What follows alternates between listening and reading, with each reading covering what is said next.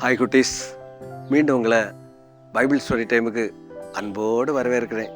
போன வாரம் நம்ம ஒரு டிஸ்ஒபீடியன்ட் சன்னை பற்றி பார்த்ததில்ல. அப்சலோம் தன்னுடைய தகப்பனுக்கு கீழ்ப்படியாமல் தன்னுடைய தகப்பனுக்கு விரோதமாக எழும்புறதுனால அவனுடைய லைஃப் எப்படி ஆச்சுன்னு சொல்லி நம்ம பார்த்ததில்ல.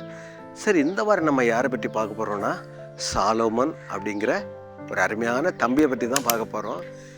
தாவீது ராஜாவுக்கு வயசானோன்னே ஒரு புதிய ராஜா வேணும் அப்படின்னு சொல்லி மக்கள் எல்லாம் விரும்பினாங்க. அதனால தாவீதினுடைய மகன் சாலோமன் ராஜாவாக மாறிட்டான். இந்த சாலோமன் ஒரு ரொம்ப நல்ல வெரி குட் பாய், ஒபீடியன் பாய். அதனால ஏசப்பாவுக்கு அவன் மேலே ரொம்ப பிரியம். ஒரு நாள் தூங்கும்போது ஏசப்பாவே அவங்ககிட்ட போய் பேசுகிறாரு. பாரு தம்பி தங்கச்சி, ஏசப்பா நம்மக்கிட்ட வந்து பேசினா சந்தோஷமாக இருக்குமா அழுவுங்களா? சாலோமனுக்கு ரொம்ப சந்தோஷம். பார்த்தோன்னே ஏசப்பா கேட்குறாரு, சாலோமனே உனக்கு என்ன வேணும்னு கேட்குறாங்க. ஒரு சின்ன குட்டி தம்பி தான். உடனே நீங்கள் என்ன பண்ணிருப்பீங்க? எனக்கு ஒரு அழகான ஒரு ரேஸ் பைசைக்கிள் வேணும், அல்லது எனக்கு ரிமோட் கார் வேணும், அல்லது எனக்கு ஒரு செல்ஃபோன் வேணும், அல்லது எனக்கு கேம் விளையாட ஒரு பெரிய பேர்டு வேணும்னு கேட்பீங்கல்ல. ஆனால் சாலோமன் என்ன ஏசப்பாட்ட கேட்டாங்க தெரியுமா? ஏசப்பா, நான் போக்கு வரவு அறியாத ஒரு சின்ன புள்ளாண்டவரை இந்த இஸ்ரவேல் ஜனங்களை வழி நடத்துறதுக்கு எனக்கு ஞானம் உள்ள இருதயத்தை தாங்க. பாரு தம்பி தங்கச்சி, அவன் என்ன சொன்னான் ஏசப்பாட்ட? ஏசப்பா, நான் போக்கு வரவு அறியாத ஒரு சின்ன பிள்ளை இந்த இஸ்ரவேல் ஜனங்களை வழி நடத்துறதுக்கு எனக்கு ஞானமுள்ள இருதயத்தை தாங்கன்னு சொன்னோன்னே ஏசப்பாவுக்கு ரொம்ப சந்தோஷம். பாரு, ஒரு குட்டி பையன் ஒரு கேம் விளையாடக்கு ஒரு பொருள் கேட்கல, அல்லது சைக்கிள் கேட்கல, அல்லது ஐஸ்கிரீம் கேட்கல, இவன் ஒரு ஞானமுள்ள இருதயத்தை கேட்டான் அப்படின்னு சொல்லி ஆண்டவர் உடனே அவனுக்கு ஒன்னா போல ஒரு ஞானவான் அறிவாளி இந்த உலகத்துல யாரும் இல்லை, அப்பேற்பட்ட ஞானத்தை உனக்கு தரேன்னு சொல்லி ஏசப்பா கொடுத்தாங்க. அதே மாதிரி சாலோமனும் நடந்து வந்தான். ஒரு நாள் ஒரு சம்பவம் நடந்து பாருங்க. ஒரு வீட்டில் 2 தாய்மார் இருந்தாங்க.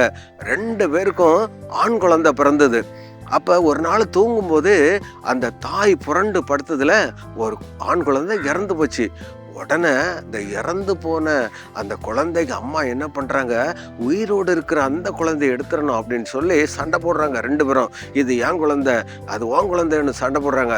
சரி, 2 பேருக்கும் அந்த சண்டைக்கு ஒரு முடிவே வரல. உடனே சாலோமன் ராஜாவிட்ட போய் நம்ம நியாயம் தீர்த்துட்டு வரலாம் அப்படின்னு சொல்லி அந்த குழந்தைய எடுத்துட்டு நேரே சாலோமன் ராஜாவிட்ட வராங்க. அப்போ சாலோமன் ராஜா கேட்குறாங்க 2 பேர்கிட்டையும், இது யாருடைய குழந்தை? இது என்னுடைய குழந்தை.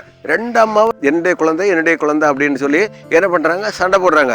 ராஜா எவ்வளவோ சொல்லி பார்க்குறாரு, இவங்க கேட்கவே இல்லை. உடனே ராஜா வேலைக்காரனை கூப்பிட்டாங்க. அந்த பட்டயத்தை எடுத்து அவன்னு சொன்னாங்க. அந்த குழந்தைய நேரே வெட்டி பாதியை ஒரு அம்மாவுக்கும் பாதியை இன்னொரு அம்மாவுக்கும் கொடுன்னு சொன்னோன்னே, தம்பி தங்கச்சி, இப்படி இருக்கும் இல்லை, பெத்த தாய் உயிரோடு இருக்கிற குழந்தைய வெட்ட விடுவாங்களா?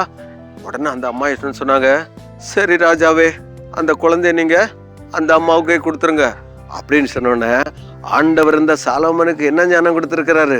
அனந்த ஞானம் கொடுத்துருக்காருல்ல. அதனால உண்மையிலே இந்த குழந்தை இந்த தாய்க்கு பிறந்த குழந்தை அப்படின்னு சொல்லி அந்த தாய்கிட்ட என்ன பண்ணாங்க, கொடுத்தாங்க. யாருக்கு குழந்தை கரெக்டா நியாயம் தீட்டு அந்த குழந்தைய அந்த தாய்கிட்ட கொடுத்தாங்க. தம்பி தங்கச்சி, எவ்வளவு பெரிய ஞானம் பத்தியா, எவ்வளவு கரெக்டா அந்த ஜட்ஜ்மெண்ட் கொடுத்தாரு. தம்பி தங்கச்சி, இந்த சாலோமன் 3000 நீதிமொழிகள், எத்தனை நீதிமொழிகள் எழுதியிருக்காங்க? 3000 நீதிமொழிகள், 1005 பாட்டுகள். ஆச்சரியமா இருக்குல்ல? அது மாத்திரம் இல்லை, லேபனானில் உள்ள கேதுர மரங்களில் முதல் மச்சங்கள் வர ஒவ்வொன்றுக்கும் வாக்கியத்தை வச்சான். அப்படின்னு சொன்னா ஒவ்வொன்றுக்கும் ஒவ்வொரு பேர் வச்சாங்க. இப்படி விசேஷித்த ஒரு ஞானத்தை கொடுத்து ஆண்டவர் சாலோமனை வழி நடத்தினார். இதுக்கெல்லாம் காரணம் என்ன தெரியுமா? சாலோமன் ஏசப்பா பிள்ளையா இருந்தாங்க. ஏசப்பாவிட்ட விசேஷித்த ஞானத்தை கேட்டாங்க, அவங்க கொடுத்தாங்க. அதே மாதிரி தான் நம்மளும் இருக்கணும். சரி, இந்த நாளுக்குரிய வேத வசனத்தை நம்ம கற்றுக்கொள்ளலாமா? எல்லாரும் சேர்ந்து என்னோட சொல்லுங்க. உங்களில் ஒருவன் ஞானத்தில் குறைவுள்ளவனாக இருந்தால் யாவருக்கும் சம்பூர்ணமாய் கொடுக்கிறவரும் ஒருவரையும் கடிந்து கொள்ளாதவருமாகிய தேவனிடத்தில் கேட்க கெடுவன், அப்பொழுது அவனுக்கு கொடுக்கப்படும். யாக்கோபு 1:5. மீண்டும் ஒரு முறை என்னோட சேர்ந்து சொல்லுங்க தம்பி தங்கச்சி.